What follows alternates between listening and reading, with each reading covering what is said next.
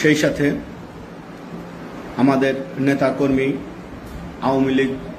আওয়ামী লীগের সহযোগী সংগঠন ও ভ্রাতৃত্বপ্রতিম সংগঠনের সকল নেতাকর্মীকে ঐক্যবদ্ধ হওয়ার আহ্বান জানিয়েছেন।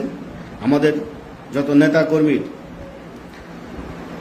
এই জামাত, বিএনপি এবং অবৈধ সরকার দ্বারা অত্যাচারিত, নির্যাতিত হয়েছে, তাদের পাশে থাকা সহ আমাদের নেতাকর্মীদের উদ্দেশ্যে মেসেজ, ঐক্যবদ্ধ হতে হবে, ঐক্যবদ্ধ ডাক দিতে হবে।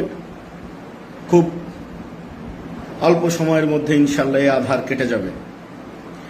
আপনারা ইতিমধ্যে অবগত হয়েছেন, এই অবৈধ সরকার,